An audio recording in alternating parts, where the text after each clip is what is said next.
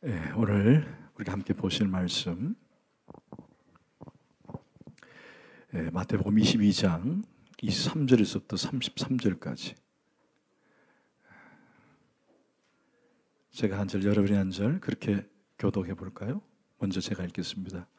부활이 없다 하는 사두개인들이 그날 예수께 와서 물어 이르되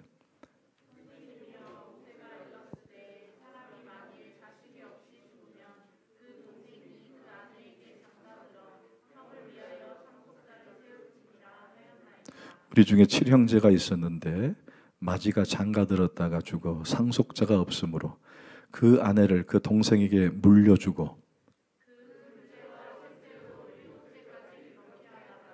최후에 그 여자도 죽었나이다.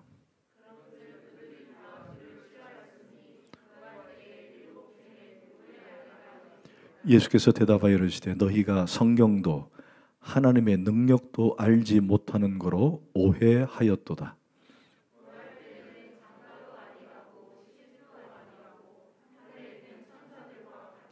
죽은 자의 부활을 논할진대 하나님이 너에게 말씀하신 바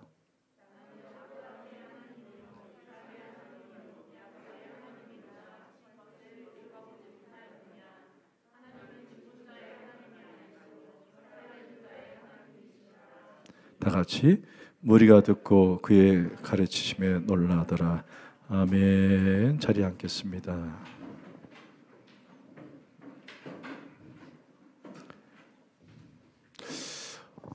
저 뒤에서 제가 찬양하면서 예배를 드리면요, 달라요. 그래서 전부 다 저 뒤로 가라는 건 아닙니다. 뒤에서 보면요, 이 목소리가 주기도문을 한다든지 기도한다든지 찬양할 때 많이 커졌어요. 그리고 손을 많이 드시기도 하고 우리 예배가 더 풍성해지는 것 같아요. 더욱더 예배를 사모하는 자들 되기를 간절히 소원합니다. 아멘. 여러분 혹시 지난 주일날 메시지가 기억이 나십니까? 가이사의 것은 가이사의 것, 하나님의 것은 하나님의 것. 이것은 세속을 얘기한 것이 아니었다. 무슨 세금을 잘 내야 된다, 세금 안 내면 안 된다라고 하는 그런 주제이기보다는 물론 그 말씀을 인용해서 세금을 설명할 때 설명하기도 합니다만은 그러나 거기에 대한 진위와 중심은 인간의 본질에 대한 얘기였다. 가이사의 것, 데나리온, 그 안에는 형상과 글귀가 있다. 거기에 황제의 형상과 그리고 신의 아들이라는 글귀가 있는데 그것을 우리에게 보여주심으로써 하나님의 것, 우리 안에 하나님의 형상이 있다.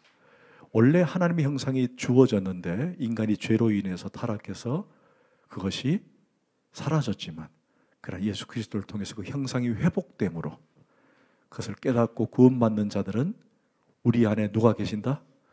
하나님이 계신다. 하나님의 형상이 있다. 그래서 하나님의 형상을 아는 것이 중요하고 그 형상을 알고 깨달았기 때문에 우리는 우리 몸에 하나님의 양자가 되었으니 신의 아들이 아니라 하나님의 아들 자녀가 되었으니 우리는 하나님의 것이다. 아멘. 그래서 우리 한 주간 어떤 일을 만날 때마다 우리가 하나님의 자녀입니다. 나는 하나님의 것입니다. 이 생각 갖고 살자라고 그렇게 선포를 했습니다. 그렇게 사셨죠? 아멘. 아멘. 자, 오늘은 표면적으로는 부활에 대한 얘기입니다. 그러나 부활에 대한 얘기를 찾아가면서 거기에는 크게 두 가지 큰 주제가 있다라는 것을 알고 함께 말씀을 좀 찾았으면 좋겠어요. 그래서 제가 이번 한 주간 이 말씀을 준비하면서 상당히 어려웠던 게 뭐냐면은 저도 어려웠지만 이 메시지를 잘 풀어서 설명해야 되는데 이 메시지를 듣는 우리 성도들도 어렵겠다라는 생각이 들었어요. 그래서 설교 노트를 아예 그냥 만들어서 다 주고 그냥 설교를 읽어갈까 생각을 했는데 여러분 조금 어려워도 정신을 바짝 차리고 함께 말씀을 조금 배우고 도전받고 그렇게 했으면 좋겠습니다. 조금 졸음이 오면요 저 뒤에 가서 서서 들으셔도 돼요. 이 말은 오늘 설교가 좀 졸릴 수가 있다는 얘기입니다. 자, 오늘 주제는 여러분이 읽은 것처럼 부활에 대한 얘기입니다. 부활에 대한. 자, 오늘 본문에 지난주에는 우리 바리새인이 나타나서 예수께 질문했는데 오늘은 또 한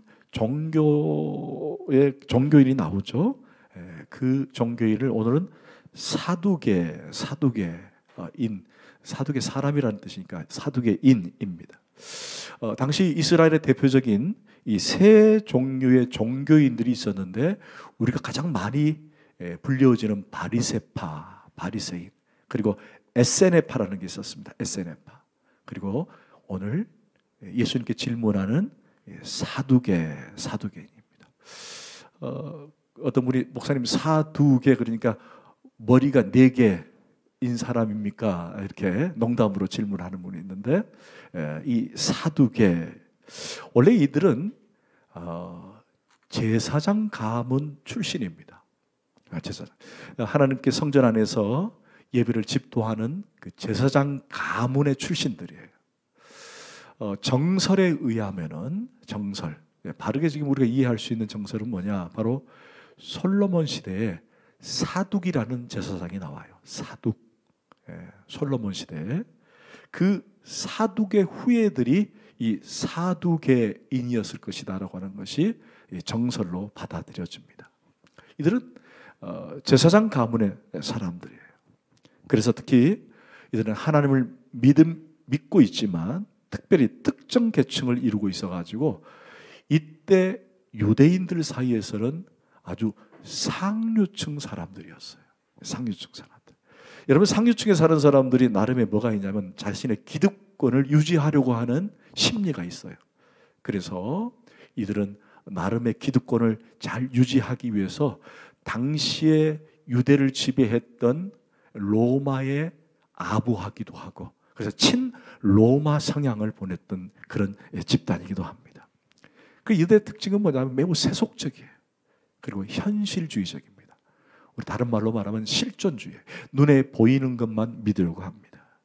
그러다 보니까 하나님을 믿긴 믿는데 영이나 천국이나 초자연 세계를 믿으려 하지 않아요. 좀 여러분 아이러니하죠?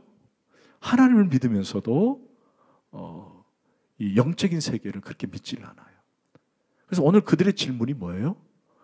부활에 대한 질문이에요. 정확하게 말하면 이들은 부활을 믿지 않는 그런 집단이었던 거죠.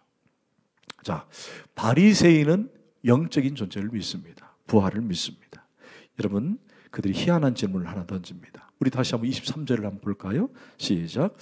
부활이 없다 하는 사두개인들이 그날 예수께 와서 물어 이른다. 이들은 부활이 없다. 부활에 대해서 존재에 믿질 않아요. 어느 날 딸이 아빠에게 돼지는 왜 키워? 그랬더니 아빠가 잡아먹기 위해서 키운다고 답을 했습니다. 그러자 이 딸이 그러면 닭은 왜 키워? 그랬더니 그것도 잡아먹으려고. 그래서 딸이 울면서 그럼 나는 왜 키워? 그랬답니다. 그래서 너는 이쁘니까 키우지. 여러분 이 아이의 질문이 조금 유치하죠? 마찬가지예요. 이들의 질문이 사실은 유치한 질문이에요. 부활? 믿지 않으면서 질문한다는 거죠. 믿지 않으면서. 여러분 24절을 보니까 어떻게 시작했죠? 선생님이여 모세가 일렀으되 이제 부활을 믿지 않는 근거를 제시하고자 모세 책을 이제 드러내는 거예요. 그러니까 여러분 잘 보세요. 부활을 믿지 않으니까 뭔가를 근거를 제시해야 되는데 그 근거가 뭐냐? 모세가 일렀으되 모세의 책을 드러내는 거예요. 모세의 책. 여러분 모세의 책은 소위 말하는 토라라 그래서 바로 모세 오경을 말합니다. 우리 한번 다 같이 한번 해볼까요? 시작. 창세기, 출애굽기, 레위기, 민수기, 신명기까지. 우리 성경책의 제일 앞부분 5권을 토라 또는 율법책 또는 모세 오경이라고 얘기합니다. 목사님이 가끔 성경을 해석해 나갈 때에 가끔 이런 것들을 그 말씀을 해드리면은 여러분이 조금 담아두었다가 모세오경에 대해서 말할 때에는 이렇게 대답할 수 있어야 된다라는 것입니다. 이건 아주 쉬운 거니까 충분히 가능할 것 같아요. 자, 이들은 모세오경만 믿어요. 누가? 사두개인들은. 나머지 선지서라든지 또는 시편이라든지 예언서 이건 믿지를 않아요. 그들은 읽지를 않습니다. 그리고 무조건 모세오경만 믿는 거예요. 모세오경. 그러니까 모세오경을 아무리 들춰봐도 부활에 대해서는 설명하고 있지 않다. 그래서 우리는 부활을 믿을 수 없다. 그렇게 하는 거예요. 자, 계속해서 그들이 내놓은 질문을 한번 보십시다. 자, 24절부터 28절까지 우리는 빨리 한번 읽어볼까요? 시작. 사람이 만일 자식이 없이 죽으면 그 동생이 그 아내에게 장가들어 형을 위하여 상속자를 세울지니라 하였나이다. 우리 중에 7형제가 있었는데 마지가 장가들었다가 죽어 상속자가 없으므로 그 아내를 그 동생에게 물려주고 그 둘째와 셋째로 7째까지 그렇게 하다가 최후에 그 여자가 죽었나이다. 그런즉 그들이 다 그를 취하였으니 부활 때에 왜 유치한지 아시겠죠? 유치하잖아요. 질문이. 자, 이거예요. 7형제가 있었어요. 근데 마지가 결혼을 했습니다. 나머지는 아직 결혼한 연령이 안 됐기 때문에 그냥 첫 번째가 결혼한 거예요. 그런데 어떻게 돼서 그 첫 번째가 그냥 죽었어요. 뭐 때문에 죽었는지 모르지만 죽었습니다. 자, 그러면은 둘째 아들이 형수와 결혼을 하는 거예요. 쭉쭉 어떻게든 죽었습니다. 그리고 마지막에 형수가 죽었어요. 자, 이제 부활 때는 이 형수의 남편이 누구냐? 그리고 이 형제 간의 아내가 어떻게 되느냐? 누구의 아내가 돼야 되느냐? 라고 하는 질문이에요. 여러분, 결론부터 말하면 이 질문은 부활을 인정하는 것이 아니라 부정하는 질문이에요. 부정하는 질문. 자, 그런데 이 본문에 대한 질문 내용이 어디 있냐면은 모세오경에 나와 있는데 그것도 신명기 25장에 나와 있어요. 신명기 5장. 이게 시간 관계상 이건 제가 읽지는 않겠습니다. 자, 신명기 25장에 오늘 이들이 질문한 내용이 그대로 나옵니다. 그대로 나와요. 그런데 모세는 그렇게 얘기를 해줬거든요. 자, 첫째가 죽었다. 그러면 둘째가 들어가서 형수와 결혼해서 아이를 낳아라. 그러나 둘째도 아이를 낳지 못하고 죽게 되면은 셋째가 들어가라. 이렇게 얘기해요. 성경에 그렇게 기록되어 있어요. 신명기 25장에. 자, 이거를 가르쳐서 계대혼인법이라 그래요. 뭐라 한다고요? 계대혼인법. 여기 중요합니다. 계대혼인법. 여러분, 이 계대혼인법은요, 중요한 이유 두 가지가 있기 때문에 그래요. 그것은 만약에 자손이 없이 죽게 되면은 그 사람은 저주받았다라고 하나님으로부터 저주받았다고 생각을 해요. 이스라엘 백성들은 자식이 없다. 자식이 없다. 여러분, 자식이 없다면은 대를 이룰 수 없다는 거예요. 그죠? 대를 이룰 수 없다. 그러면 그건 하나님으로부터 저주를 받았다고 생각하는 거예요. 만약에 저주를 받아서 대를 이룰 수 없다면은 그들이 하나님으로부터 받았던 메시아 대망 사상이 끊어지는 거예요. 그렇잖아요. 여러분, 메시아가 온다는 말은 대를 이어서 언젠가는 오셔야 되는데 만약에 내 때에 내가 결혼했는데 아이를 놓지 못하면은 대가 끊어지니까 메시아가 올 수 없게 되는 거예요. 그래서 메시아가 오도록 하기 위해서는 대를 이어야 되는 거예요. 그래서 그 형제가 죽으면은 그 다음 차례 들어가서 대를 어떻게든 이어라는 거예요. 그게 바로 계대혼인법이에요. 또 하나는 뭐냐?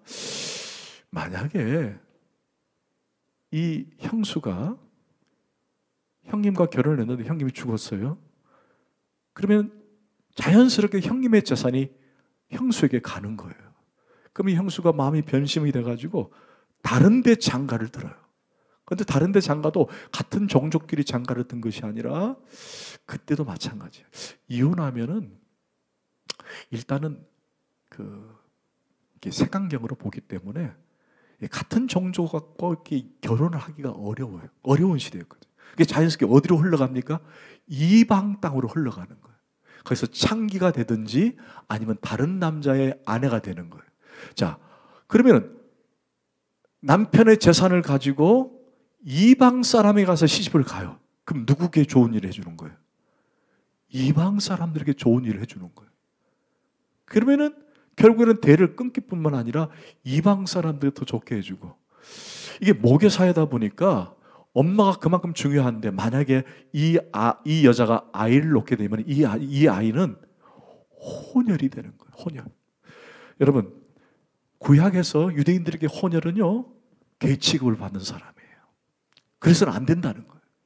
그래서 어떻게든 이 여자를 종족 보존을 위해서 또는 우리 혈통을 위해서 유대 사회를 지키기 위해서는 어떻게든 우리 형제가 아니 결혼을 해야 되는 거예요. 그것을 가르쳐서 계대 혼인법이다.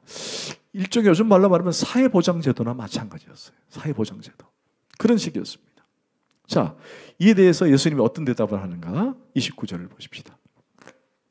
시작.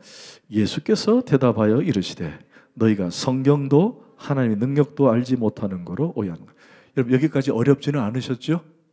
자, 그럼 한 가지 더 들어갑시다. 자, 그런데 여러분, 다른 게 있어요. 자, 바리새인들은 모세 오경만 믿으니까 모세가 일렀다라는 것으로 질문을 한 거예요. 그런데 예수님이 어떻게 대답했죠? 이르시되 너희가 뭣도 모른다? 성경도 알지 못한다. 그들은 뭘로 질문했어요? 모세 오경으로 질문을 했는데 예수님은 성경이라고 답을 하는 거예요. 자, 그렇다면 예수님은 뭘 지지합니까? 성경 전체를 지지하는 거예요. 이들은 모세 오경만 가지고 이해했지만 예수님은 전체를 가지고 이들을 이해시키고자 했다라는 것입니다. 자, 이것을 가리켜서 자체적 증거 또는 내적 증거라 그래요. 왜? 성경은 스스로 증거하기 때문이에요. 아멘. 여러분, 성경은요, 모세 오경만 가지고 그게 풀리지 않으면은 또 다른 성경의 범위에 들어가면 그것을 풀어주는 거예요. 만약에 창세기에서 우리가 이해 못하면 마태복음 가도 이해가 된다는 거예요.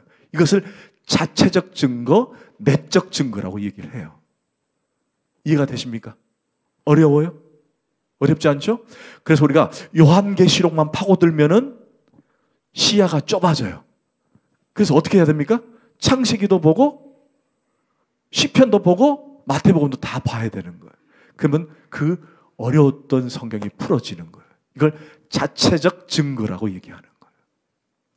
자, 이들은 부활을 믿지 못했던 것은 모세 오경만 가지고 믿었기 때문에 부활을 믿지 못했는데, 예수님은 너희들이 성경을 알지 못한다라고 하는 것은 성경 안에 부활에 대한 내용이 얼마나 많은지 아니? 그걸 뛰어넘어서 성경 여러 곳을 봐야 된다라고 하는 것을 예수님은 먼저 설명해 주고 있는 거예요. 그런데 이들이 구약을 잘못 이해했어요. 여러분, 구약의 모세 오경 안에 부활의 신앙이 있을까 없을까? 아유, 너무 많아요. 한 예를 들면요, 아브라함이 100세 얻은 아들 이삭을 모리아 산에 바칩니다. 그리고 이 아들을 데리고 갈 때 아들이 질문을 해요. 아니, 뭐 모닥불도 피워야 되고 양도 데려가야 되는데 이게 어떻게 됩니까? 그저 아브라함이 뭐라고 얘기하죠? 내가 다시 돌아올 것이라고 하는 예언을 해줍니다. 다시 돌아올 것이다. 이게 무슨 얘기예요? 아무리 이삭을 바쳐서 죽어도 그는 다시 살아서 이곳으로 돌아올 것이라고 하는 부활신앙을 갖고 있었다는 거예요. 아니, 다른 말로 말하면 이미 성경에는 부활에 대한 내용이 담겨져 있다는 것입니다. 여러분, 그뿐만 아니에요. 모세 오경 안에도 부활에 대한 내용이 많이 담겨 있어요. 여러분, 왜 이단인 줄 아십니까? 이단은 한 구절만 가지고 풀기 때문에 이단이에요. 이단의 문제가 거기 있는 거예요. 앞뒤 문맥도 보지 않고 다른 관주도 보지 않고 다른 배경도 보지 않고 이 문장만 가지고 파고드니까 이단이 생기는 거예요. 그래서 여러분들 혹시 이단을 만났을 때 이단들이 자, 이 성경을 보고 풀어준다고 자기들끼리 해석을 하고 할 때에는 항상 그렇게 얘기하시면 돼요. 자, 그럼 우리가 앞뒤 문맥을 한번 볼까요? 이러면 도망갑니다. 네. 성경은 다 봐야 돼요. 할렐루야. 그래서 우리가 부활을 믿지 못하는 사람들, 부활이 내 마음에 확신이 없는 사람들은 성경 전체를 다 보지 못했기 때문이다라고 말할 수 있는 거예요. 혹시 이 자리에 나는 부활을 잘 이해를 못하겠고 잘 믿지 못하겠다라고 한다면 여러분 그것은 성경을 다 알지 못하기 때문이다 라고 하는 것을 알아야 합니다. 성경 곳곳에 부활에 대한 내용이 다 담겨져 있어요. 자, 그 다음에 성경도, 그 다음에 뭐죠? 하나님의 능력도 알지 못한다. 하나님의 능력. 부활신앙을 갖지 못하는 원인은 뭐죠? 하나님의 능력도 그들이 알지 못한다. 자, 제가 다시 한번 질문하겠습니다. 사두개인들은 어느 집단의 출신이라고 그랬죠? 그렇죠. 제사장 그룹의 출신들이에요. 여러분 제사장이 뭐 하는 사람들입니까? 하나님께 예배를 집도하는 자들이에요. 예배를 집도하는 자들인데 그들 가운데 종교의식도 있고 또 예전도 다 있어요. 종교의식도 있고 집행하는 것도 다 있습니다. 그러나 결국 뭘 믿지 못하는 거예요? 하나님의 능력을 믿지 못하고 있다는 거예요. 여러분 이게 얼마나 어리석습니까? 얼마나 어리석습니까? 여러분 창세기 1장 1절을 다 같이 시작. 태초에 하나님이 다시 한번 시작. 여러분 이 말씀을 믿으십니까? 이 말씀을 하고도 태초에 하나님이 천지를 창조하셨다. 이 땅에 하나님이 창조하셨을까? 이렇게 생각하고 믿으면 안 됩니다. 여러분 하나님이 이 땅을 창조하신 줄 믿으십니까? 아멘, 아멘. 여러분 창조라는 뜻이 뭐예요? 창조라는 뜻. 무에서 유를 만드는 거예요. 여러분 무에서 유를 만드는 거예요. 이게 아무것도 없는 것에서 그 다음에 있는 것, 유를 창조하는 거예요. 자, 그러면 다시 물읍시다. 하나님이 태초에 천지를 창조하신 걸 믿으십니까? 여러분 그러면 죽은 사람을 다시 살리는 것 어려울까요? 쉬울까요? 천지를 만드신 분은. 우리는 어렵지. 여러분 옆 사람 보고 너 살릴 수 이렇게 생각하지 말고 아니 천지를 창조하신 분이 죽은 사람을 살리는 거 쉬워 어려워? 우리 시각으로 생각하면 어렵지만 하나님의 시각으로 바른 것 그게 바로 기독교인의 세계관이에요. 아멘. 여러분 모두 다 하나님의 시각을 갖기를 원합니다. 하나님의 시각을 가지면 능히 모든 것이 다 이루어지게 되는 줄 믿습니다. 아멘. 힘든 것도 다 이루어지는 거예요. 여러분 하나님의 시각으로 보니까 죽은 사람도 살리는 거예요. 하나님은 그분이 가능하신 거예요. 할렐루야. 아멘. 아멘. 여러분 성경에 하나님의 기적을 다 빼면은 뭐가 남을까요? 어떤 분들은 어떤 신학은 하나님의 기적을 다 빼고 윤리만 가지고 이렇게 강설하신 분들이 계세요. 윤리만. 여러분 성경은 모든 게 다 하나님의 기적의 책이에요. 아멘. 만약에 하나님의 기적을 다 빼버리면 남는 게 여러분 뭘까요? 뭐가 남아요? 앞표지 뒤표지밖에 안 남아요. 그렇지 않아요? 여러분 생각해 보세요. 태초에 하나님이 천지를 창조하시니라. 나는 알파와 오메가요. 나는 처음이요 나중이요. 요한계시록 끝까지 다 보시면은요. 모든 게 다 하나님의 기적에 대한 책이에요. 여러분 그런 하나님이 그런 능력이 바로 부활도 가능케 하시는 줄 믿습니다. 아멘, 아멘. 자 그렇다면 이제 또 한 가지 또 제시를 합니다. 자 부활 때는 그러면 어떤 몸으로 살아가는가? 자 여러분 30절을 한번 보십시다. 시작. 부활 때는 이제 서서히 좀 어려워지기 때문에 이제부터는 이제 졸리면은 여러분 정신을 바짝 차리셔야 됩니다. 자, 따라합시다. 부활 때에는 장가도 아니 가고 시집도 아니 가고. 아이고 힘들다 이제. 여러분 이 말씀을 들으니까 아니 천국이 너무 재미가 없다. 어떻게 장가도 안 가고 시집도 안 가고 이게 뭘 뭐 이렇게 해야 되느냐. 천국에는 사랑도 없고 결혼도 없고 그러면은 너무 로맨틱하지도 않고 그럴 바에야 그냥 뭐 천국 없이 여기서 살면 얼마나 좋냐. 너무 심심한 것 아니냐라고 생각하는 분이 계시다면은 오늘 그걸 좀 정리를 해드리겠습니다. 자, 이 말의 뜻을 우리가 오해해서는 안 돼요. 여러분 제가 오해하지 말고 들으세요. 여러분 결혼의 궁극적 목적이 뭐예요? 자, 우리 아직 결혼 안 하신 우리 청년들 또는 결혼하신 우리 장년들이야.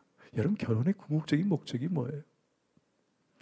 사실 저는 처음에 결혼을 왜 했느냐라고 물으면은 헤어지기 싫어서. 연애를 열심히 했는데 저는 10시까지 들어가야 돼요. 10시까지 넣어줘야 되니까 뭐 데이트만 하면은 10시까지 들어가야 된대. 10시까지. 알고 봤더니 그런 말을 한 적이 없다 그러더라고요. 혼자 그냥 10시까지 들어가야 된다. 근데 결혼을 막상 생각하니까요. 너무 좋은 거예요. 왜? 10시 넘어도 같이 있을 수 있으니까. 그게 너무 좋은 거예요. 여러분 어떠세요? 왜 결혼을 생각했고 왜 결혼을 하려고 하십니까? 헤어지기 싫어서. 너무 사랑해서. 그런데 여러분 정말로 결혼의 궁극적인 목적이 있어요. 그게 어떻게 보면 철학적일 수도 있는데 그게 원래 본질적인 얘기고 진리적인 얘기예요. 그것은 바로 종족 번식에 대한 목적이에요. 그거는 정말 진리입니다. 그건 진리. 종족 보존, 종족 계승. 이게 어떻게 보면은 결혼의 실질적인 목적이에요. 그래서 우리가 그런 말 하잖아요. 우리 결혼하면 내 아를 낳아도. 그죠? 그게 진실이에요. 근데 요즘 우리 젊은 청년들이 결혼도 안 하려고 하고 결혼을 해도 아이를 안 낳으려고 하는데 여러분 하나님은 우리 가운데 그걸 심어주셨어요. 결혼의 궁극적인 목적이 뭐냐? 그것은 바로 종족 계승 아니면 보존이에요. 자녀를 낳는 것이에요. 그게 하나님이 계획하신 바예요. 여러분 만약에 아이를 놓지 못하면요. 이 세상은 끝이에요. 그래서 우리 주닮은 가족들은 아직 더 열심히 낳아야 할 분들은 더 열심히 놓고 그 다음 우리 아직 결혼하지 않은 분들도 마음을 작정을 하세요. 나 자녀 낳으리라. 아멘. 나는 늘 평생 데이트만 하나 살겠다. 그건 하나님이 원하는 것 아니에요. 우리 전에 우리 주닮은 교회 성도 중에 한 분이 그런 분이 계셨어요. 나는 애 안 낳을 거라는 그런 분이 계셨어요. 그러면 안 돼요. 여러분 아이를 낳아야 됩니다. 여러분 그런데 우리가 부활체를 입으면은 우리가 죽을까요? 안 죽을까요? 안 죽습니다. 그러니까 왜 우리가 아이를 낳아야 되느냐? 그것은 내가 죽기 때문이에요. 그래야 종족이 보존이 되는 거예요. 계승이 되는 거예요. 그래서 결혼하는 거예요. 맞죠? 그런데 부활체는 죽지 않기 때문에 종족 계승이나 보존이 필요가 없는 거예요. 그래서 결혼할 이유가 없는 거예요. 이게 목적 하나가 사라지는 거예요. 사라지는 거예요. 여러분, 천사들은 죽지 않습니다. 왜? 하나님 그렇게 창조하셨기 때문에. 그래서 천사들은 인구가 증가되지 않아요. 처음 창조했던 그대로 천사들은 그대로입니다. 그게 성경의 가르침이에요. 그래서 결혼은 의미가 없는 거예요. 자, 그리고 그 다음에 두 번째는 뭐냐면은 인격성의 완성체를 말하는 거예요. 인격성의 완성체. 조금 어려운 단어입니다만은 여러분 천국에 결혼제도가 없다고 해서 천국이 몸이 건조하고 로맨틱이 없는 나라일까요? 저는 그렇게 생각하지 않습니다. 저는 천국에도 분명히 사랑이 있다고 믿습니다. 왜냐? 인격성이 보존되기 때문에 그래요. 여러분 인격성이 뭐죠? 인격성이 지, 정, 의를 말하는 거예요. 저는 그게 그대로 보존이 된다고 봐요. 다만 이 인격성이 육체를 입고 있을 때는 우리가 뭐와 함께 있었죠? 죄와 함께 있기 때문에 온전할 수가 없는 거예요. 온전할 수 없는 거예요. 하지만 우리가 죽어서 부활체를 입을 때에는 그때는 죄의 몸이 아니라 하나님의 영원성을 입기 때문에 그 부활체의 모습은 완전한 부활체가 되는 거예요. 그렇다면 여러분 인격체를 입을 때도 사랑하고 섬기고 기뻐하고 즐거워했다면은 여러분 죄가 사라진 인격체의 기쁨, 사랑은 얼마나 더 로맨틱하겠습니까? 아멘? 어려우세요? 우리가 서로 사랑하면은 늘 사랑만 있는 것이 아니라 거기에는 질투도 있고 아픔도 있고 괴로움도 있고 외로움도 있고 그렇잖아요. 그러나 우리가 부활체를 입을 때는 인간이 지기는 죄성이 사라졌기 때문에 그런 괴로움이나 아픔이나 어려움이 없이 늘 사랑으로 가득한 그런 모습만이 우리 안에 지녀졌다는 거예요. 그러니까 더 로맨틱하지 않겠냐라는 것입니다. 할렐루야. 아멘. 아멘. 아멘. 자, 그리고 우리의 부활할 때 입는 몸이 어떤 몸이 될 것이냐. 자, 여기 어떤 모습과 같다 그랬죠? 하늘에 있는 천사들과 같다. 자, 다 같이 천사들과 같으니라. 자, 이 말씀이 뭘까? 첫째는 부활의 몸, 부활체는 우리의 개인성이 보존된다라는 것입니다. 개인성이. 뭐 너무 어려운 얘기를 해서 정말 죄송해요. 자, 저를 잠깐 봅시다.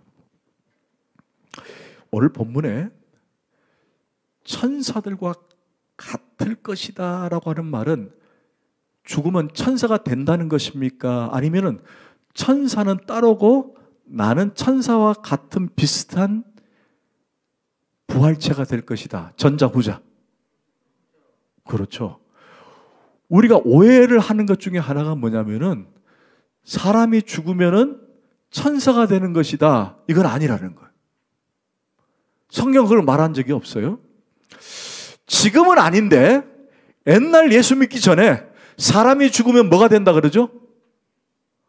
귀신이 된다. 여러분, 귀신 따로 사람 영혼 따로입니다. 사람이 죽으면 귀신이 되는 게 아니에요.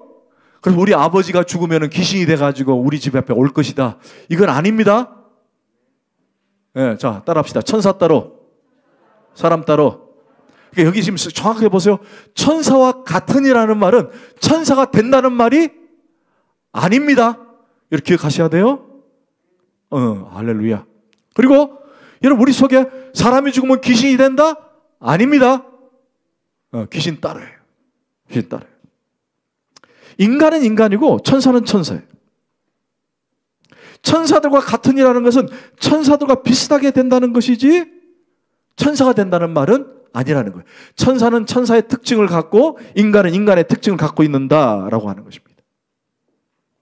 가끔 이런 질문을 받습니다. 목사님, 부활할 때 우리 마누라가 나를 알아볼까요? 이런 질문을 받을 때가 있어요. 여러분, 부활할 때 여러분 옆 사람을 알아볼까요? 안 알아볼까요?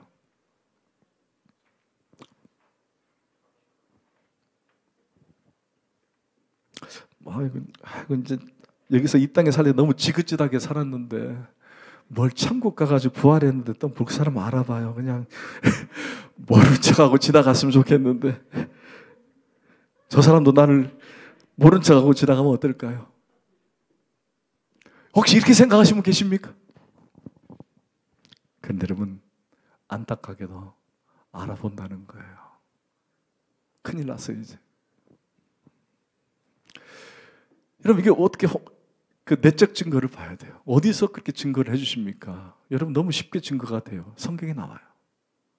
자, 예수님이 부활하셨습니다. 할렐루야. 제자들이 예수님을 알아봤어요? 못 알아봤어요? 알아봤어요. 처음에는 놀래서 못 알아봤지만은 예수님의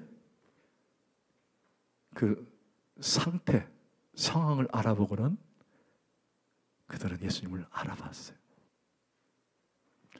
천국에 가면은 부활체의 몸은 개인의 보존성이 그대로 이어지기 때문에 알아볼 수 있다. 다만 한 가지 시공간을 초월하는 부활체가 돼요. 여러분 이게 믿겨지지 않겠지만은 앞으로 부활체가 되면 결국 여기 있다가 뉴욕도 그냥 갈 수 있는 거예요. 그게 성경의 가르침이에요. 예수님도 유대에서 부활하셨다가 그 다음에 갈릴리 호수로 금방 가셨어요. 그게 부활체의 모습이에요. 제가 말하는 것이 아니라 우리의 권위자이신 하나님 말씀인 성경이 그렇게 가르치고 있어요. 아멘, 아멘, 아멘. 자, 그리고 부활체는 영원성을 갖고 있습니다. 자, 여러분 이제 정리를 쭉 해봐요. 결국 부활을 믿지 않는 자들에게 예수님은 부활을 설명해 주면서 부활의 근거를 설명해 주고 계세요. 자, 그런데 오늘 중요하게 예수님께서 사두개인들에게 야, 내가 증거하고 있지 않냐? 내가 증언하고 있지 않냐? 봐라, 이제 앞으로 조금 있으면 내가 부활할 것이다 라고 하면서 부활을 설득하고 부활을 믿으라고 강요하고 그런 대목은 전혀 없다라는 거예요. 그래서 오늘 주제는 사실은 부활은 아닙니다. 사두개인들이 부활을 믿지 않으면서 예수님께 부활을 질문한 것은 그들이 부활에 대해서 좀 가르쳐 주세요라고 하는 그런 관점으로 질문한 것도 아니었어요. 오히려 예수님을 시험한 거였어요. 그런데 예수님도 그들에게 부활을 강요하거나 강조하거나 또는 가르치거나 그러지 않으셨다는 거예요. 그래서 오늘 본문은 사실 부활을 말하는 것 같지만은 부활의 주제가 아니에요. 그럼 뭐냐? 자, 그 다음을 봐야 돼요. 여러분 31절에서 32절까지 조금 빠르게 읽겠습니다. 시작. 죽은 자의 부활을 논할진대 하나님 너에게 말씀하신 바 나는 아브라함의 하나님이요 이삭의 하나님이요 야곱의 하나님이요 잊지 못하였느냐? 하나님은 죽은 자의 하나님이 아니요 거기 언더라인 하나님은 죽은 자의 하나님이 아니요 살아있는 자의 하나님이라. 아멘. 아멘. 외국에서 우리나라 한국 교회를 이렇게 쭉 성도들의 얼굴을 보면요, 참 이 한국 교회가 그렇게 부흥의 속도도 빠르고 참 교회도 막 부흥 성장하는데 이상하게 한국 교회 성도들의 얼굴은요 막 인상이 찌푸러져 있고 얼굴이 영 불편해 보이는데요. 성장을 했는데 그 원인이 뭘까? 가만히 분석해 보니까 너무 십자가만 너무 많이 강조했다는 거예요. 네, 그래서 막 고난, 예수님의 고난, 십자가의 고난 그것만 너무 강조하고 설교하다 보니까 그래 우리 예수님은 하면서 막 인상을 막 쓰다 보니까 얼굴이 예배를 왔는데도 다들 얼굴이 그냥 인상을 푹 쓰고 있고 그렇더라는 거예요. 근데 우리 주닮은교회는 안 그렇잖아요. 그분들은 무슨 차를 즐겨 먹는지 아세요? 구기자 차를 많이 마신대요. 그러니까 얼굴이 늘 구기져 있어. 오늘 우리는 구기자 차를 먹지 말고 집에 가서 피자를 많이 드시길 바랍니다. 피자를 많이 드세요. 오늘 피자가 오나요? 오늘 피자는 빠졌나요? 오늘 피자는 빠진 것 같아요. 집에 가서 피자를 많이 드시기 바랍니다. 구기지 말고 얼굴을 피시길 바랍니다. 여러분, 우리가 고난의 십자가를 묵상하는 것도 매우 중요합니다. 그렇죠? 고난이 없이는 부활의 영광이 없기 때문에 그래요. 그러나 우리가 십자가의 은혜를 기억할 뿐만 아니라 부활의 영광도 함께 기억해야 할 줄 믿습니다. 아멘. 자, 그런데 오늘 예수님께서 너희들이 봤던 모세 오경을 들춰주셨어요. 자, 오늘 본문 이 내용이 어디 나오느냐? 출애굽기 3장 6절에 나와요. 시작.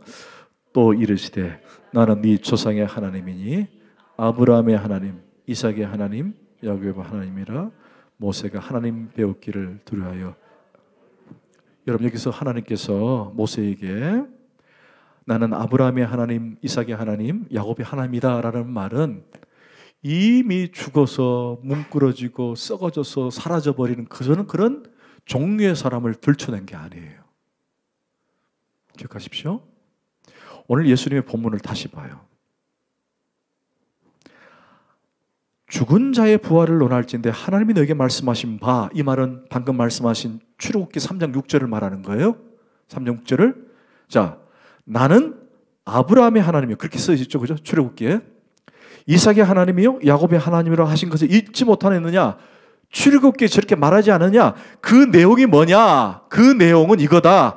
하나님은 죽은 자의 하나님이 아니요 살아있는 자의 하나님이시니라. 누가? 아브라함과 이삭과 야곱은 살아있다라는 거예요.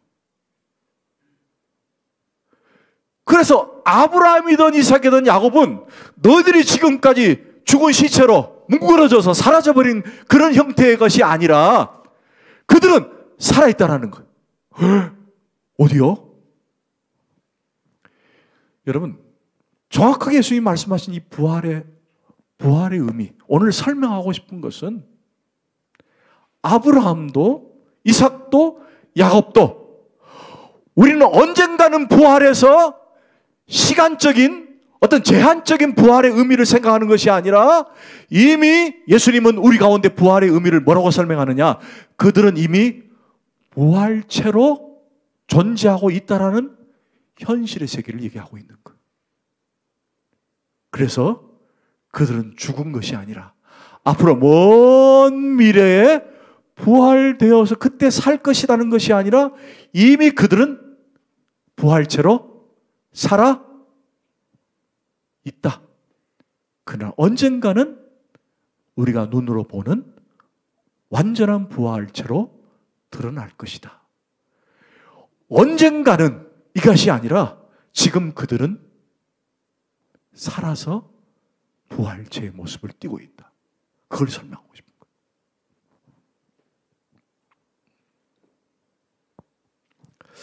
여러분, 우리 의식세계에 늘 우리는 뭘 생각하냐면 물리적 개념을 많이 생각을 해요. 그게 무슨 말이냐면은 우리가 죽어서 언젠가는 예수님이 재림하실 때 우리 몸이 다시 살아날 것이다. 그때 우리는 이제 부활하게 될 것이다. 그렇게 생각합니다. 이렇게 틀린 게 아닙니다. 맞습니다. 우리도 그렇잖아요. 어떤 분이 돌아가시면 우리가 부활 때에 다시 만나게 될 것이고 온전하게 우리의 모습들이 보게 될 것입니다. 그래서 먼 훗날 그분을 보게 될 것입니다. 부활 때 우리는 부활할 것입니다. 그렇게 말합니다. 그게 틀린 건 아니에요.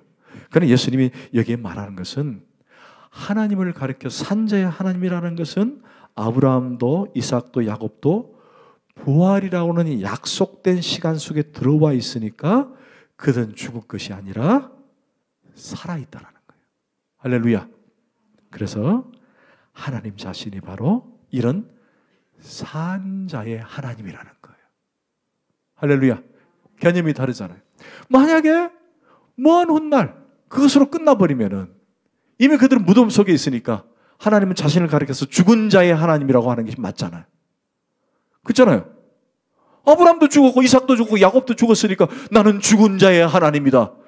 우리 야곱, 아브라함 저 무덤이 있지 않느냐?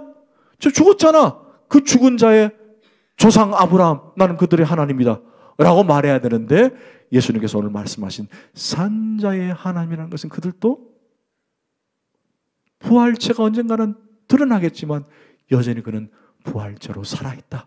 그걸 증거하면서 하나님의 살아계심을 산자의 하나님으로 그들을 보셨다는 것입니다. 할렐루야. 그렇다면 오늘 우리에게 던지는 메시지는 뭐냐라는 거예요. 오늘 예수님께서 여기서 말하는 산자의 하나님, 죽은 자의 하나님이 아니라, 여러분 이해를 잘 하셔야 됩니다. 언젠가는 우리에게 다가올 물리적 부활을 말하는 것이 아니에요. 여기서는 현재에 우리가 어떤 체에 어떤 모습으로 살아야 되는지에 대한 예수님의 도전적인 메시지가 되는 거예요.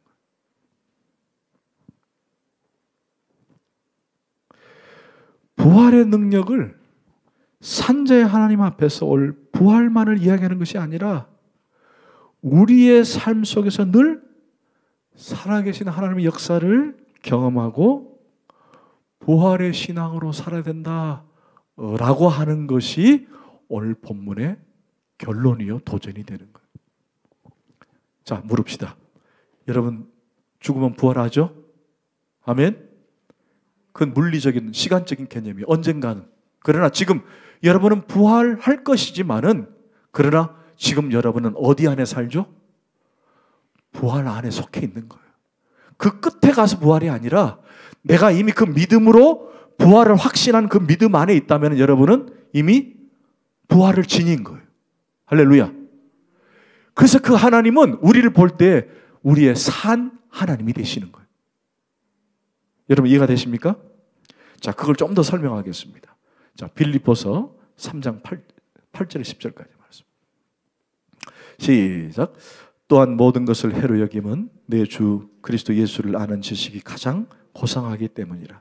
내가 그를 위하여 모든 것을 잃어버리고 배설물로 여김은 그리스도를 얻고 그 안에서 발견되려 함이니 내가 가진 의는 율법에서 난 것이 아니요 오직 그리스도를 믿음으로 말미암은 것이니 곧 믿음으로 하나님께로부터 난 의라. 내가 그리스도와 그 부활의 권능과 그 고난에 참여함을 알고자 하여 그의 죽으심을 본받아. 결론이 뭐예요? 사도 바울은 자기는 죽었다는 거예요. 자기는 죽었다는 거예요. 죽었다는 말은 모든 것을 배설물로 여겼다는 것입니다. 그런데 뭘로 죽었다는 거예요? 예수 그리스도가 죽으심으로 자기도 죽었다는 거예요. 그리고 그분의 권능과 능력으로 다시가 살아났는데 그는 그의 삶은 어디에 끼어 있느냐? 부활에 끼어 있다는 거예요. 그 부활에 끼어 있기 때문에 나는 앞으로 모든 삶은 어떤 삶으로 살 것인가? 그것이 바로 오늘 마지막 고백이에요. 바로 자신은 부활의 능력으로 살겠다는 거예요. 그러니까 여러분들이 살아나갈 때 오늘 먹는 힘으로, 큐티 힘으로, 예배 힘으로 살 것뿐만 아니라 어떤 힘으로 사느냐? 나는 부활의 신앙으로 산다라는 거예요. 그게 오늘 예수님의 가르침이에요. 여러분 10절을 다시 한번 보세요.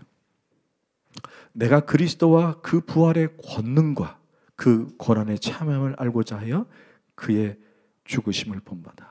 여기 언더라인 쳐보세요. 부활의 권능. 여러분 부활의 권능이라는 단어가 원래 오리지널 단어는요 데스포테스라고 하는 단어인데 권력이라는 뜻이에요. 권력. 이것은 당시 헬라인들이 로마 황제의 권력 이걸 이해하기 쉽게 하기 위해서 이 데스포테스라고 하는 단어를 썼어요. 이 말은 당시 로마 황제가 큰 권력을 가지고 자신들을 통치했던 것, 이것을 이해시키기 위해서 이 단어를 바로 착용한 거죠. 요즘 이걸 언어유희라 그럽니다. 언어유희.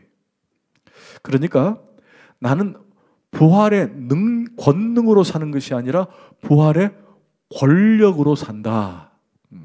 이 권력은 로마 황제가 통치할 때 썼던 단어인데 그 단어를 착용한 거예요. 나는 부활의 권력으로 산다. 나는 부활의 뭘로 한다? 권력으로 산다는 말은 내 삶에 부활의 모든 것을 다 심어놓고 통치하겠다는 거예요. 통치하겠다는 거예요. 통치하겠다. 여러분 11절 보세요. 시작. 어떻게 해서든지 죽은 자 가운데서 부활에 이르려 하노니. 할렐루야. 어떻게 해서든지 죽은 자 가운데서 부활에 이르려 하노니. 여러분 이 땅은 모두 다 죽은 것이에요. 죽은 것이. 이 땅은 모두 다 죽었습니다. 그래서 우리 예배소서에 우리는 모두 다 허물과 죄로 허물과 죄로 죽을 수밖에 없는 것이 아니라 이미 우리는 죽은 자들이에요. 할렐루야. 죽은 자들이. 여러분, 죽은 자들이 있는데, 잘 보세요. 죽은 자들이 있는데 부활을 했어요. 그럼 눈에 띄어요, 안 띄어요? 죽은 자들이 있는데. 여러분 생각해 보세요. 다 죽어 있는데 벌떡 일어났어요. 눈에 띄잖아요. 그렇게 살라는 거예요. 오늘 메시지가 그거예요. 그래야 그것이 산자의 하나님이라는 거예요. 산자의 하나님. 할렐루야. 그게 산자의 하나님이에요. 여러분, 세상은요, 세상은 모두 죽었기 때문에 다 삐뚤어져 있어요. 그렇게 살 수밖에 없는 거예요. 그렇게 살아갈 수밖에 없게 돼 있어요. 그래야만이 성공할 수 있고 그래야만이 승리할 수 있어요. 그런데 성도는 다르다는 거예요. 부활체를 지닌, 부활을 지닌 성도는, 산자의 하나님의 삶으로 사는 성도는 눈에 띌 수밖에 없어요. 왜? 저들과 나는 다르기 때문에. 그렇게 다른 삶을 사는 거예요. 눈에 띄는 거예요. 왜 저렇게 살아? 삐딱하게 살지? 왜 저렇게 살아? 뭐 저렇게 살아? 라고 손가락질을 하기도 합니다. 그러나 성도의 삶은 그게 아니에요. 눈에 띌 수밖에 없어요. 손가락질을 당할 수밖에 없습니다. 그럼에도 불구하고 성도는 그렇게 사는 거예요. 왜? 하나님은 산자의 하나님이기 때문에. 여러분, 예수 믿지 않는 사람들이나 여러분 옆에 주변 사람들이 여러분들을 자꾸 유혹하고, 야, 이렇게 해봐, 저렇게 살아봐 라고 유혹할 때가 있어요, 없어요? 있죠. 근데 여러분 다른 거예요. 여러분 부활체를 입고 있기 때문에 먼 훗날 부활 자꾸 생각하지 말고, 여러분 이미 부활체를 입고 있기 때문에 산자의 하나님을 살기 때문에 눈에 띌 수밖에 없어요. 그럼에도 불구하고 여러분들은 부활신앙으로 살아가야 한다는 거예요. 나는 달라야 된다는 거예요.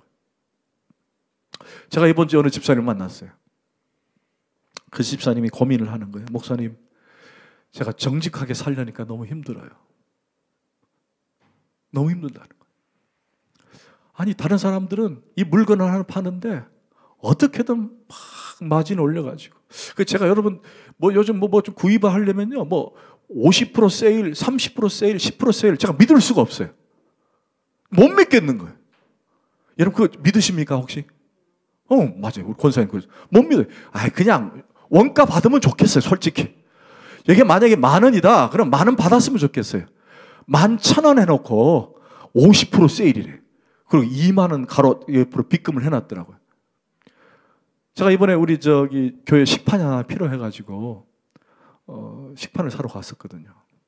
가기 전에 인터넷을 먼저 뒤졌어요. 이게 습관이 됐더라고요. 이게 인터넷상에서 얼마인가 확인했거든요. 근데 전부 다 50% 세일, 50% 세일. 와, 그래서 여기서 살까? 고민을 하다가 갔어요. 갔는데 거기가 더 싸요. 근데 그분도 세일이래요, 이게. 무슨 말인지 아시겠죠? 못 믿겠는 거예요. 그러니까 이 집사님이 그러는 거예요. 목사님, 이거 제가 정말 이 기독교의 양심으로, 신앙의 양심으로 이걸 어떻게 팔아야 될지 너무 고민돼요. 제가 안 했으면 안 했지 저는 절대로 양심을 못 속이겠어요. 여러분, 그분뿐이겠습니까? 저를 포함해서 우리 모두가 세상에 살아갈 때 우리는 죽은 자들 가운데 우뚝 서가지고 눈에 보이는 사람들이에요. 그렇죠? 눈에 보이는 사람이에요. 저 사람 교회 다니는 사람이야. 저 예수 믿는 사람. 그렇게 살아가요. 그래서 삐딱하게 안 살고 바르게 살려고 하면 자꾸 손가락질해요. 그런데 잊지 말라는 거예요. 우리는 산자의 하나님의 자녀라는 거예요. 그게 부활체를 입고 사는 사람의 성도의 삶이라는 거예요.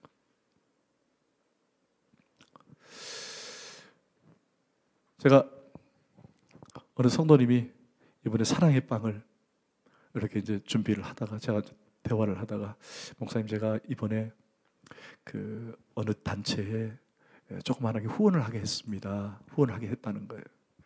그래서 아이고 잘하셨습니다. 정말 기이합니다. 그랬더니 제가 후원한다는 걸 알고는 우리 자녀가 너무 엄마가 그 취지가 너무 좋아서 나도 용돈 한 달에 주는 용돈 거기에 10,000원을 빼서 거기에 넣어서 이렇게 그렇게 후원을 했으면 좋겠다. 그렇게 얘기했다는 거예요. 제가 그 얘기를 듣고 역시 우리 주닮은교회 자녀들이다. 역시 자녀들. 여러분, 성도의 삶이 그게 더 좋은 것 아니에요? 그저 세상 사람들과 똑같이 그냥 풀지 않고 자기만 생각하고 어떻게든 나만 살아보려고 하고 이웃들을 섬기고 내놓고 살아가려고 하는 것. 야, 뭘 저렇게 살아? 라고 손가락질을 한다고 해도 적어도 산자의 하나님의 자녀라면 그렇게 사는 것이 더 좋겠지 않겠냐는 거예요.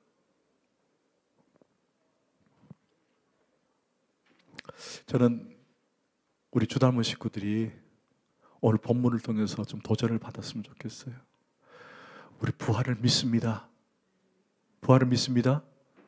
그러나 그때만의 부활이 아니라 지금 여러분의 삶 속에서 나는 부활을 믿고 부활제로 사는 성도로 내가 어디든지 간에 산자의 하나님 부활신앙으로 살아야겠다. 조금 피해를 보고 남들이 나를 손가락질을 하도 나는 예수로 만족하고 예수에 살겠다. 그게 멋진 인생 아닐까요? 그게 남는 인생 아닐까요? 할렐루야. 좀 그렇게 살았으면 좋겠어요. 사실 더 간증할 게 너무 많은데 시간 관계상 여기서 마치겠습니다. 여러분 오늘 기억합시다. 우리 하나님은 산자의 하나님이십니다. 그 하나님을 의지하면서 여러분의 생활 곳곳에서 살아있는 흔적을 남기시는 이번 한 주간 되기를 소원합니다. 아멘. 기도하십시다.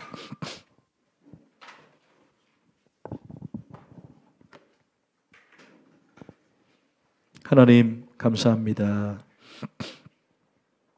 오늘 우리가 본문을 좀 어렵게 이해했지만 그러나 결국 주제는 한 가지였음을 고백합니다. 우리 하나님은 산자의 하나님인 줄 믿습니다. 내가 호흡하고 그냥 살아가는 그 삶의 산 의미가 아니라 영원히 살 그 삶에 대한 살아있는 하나님의 그 사랑과 은혜를 기억하면서 오늘 우리 모두가 한 주간의 삶이 산자의 하나님의 자녀로 부활체를 지닌 하나님의 자녀로 승리하는 저희들 되게 하여 주옵소서. 한 주간 혹시 어려운 일이 있고 고달픈 일이 있고 이해할 수 없는 일이 다가온다 할지라도 나는 하나님의 자녀요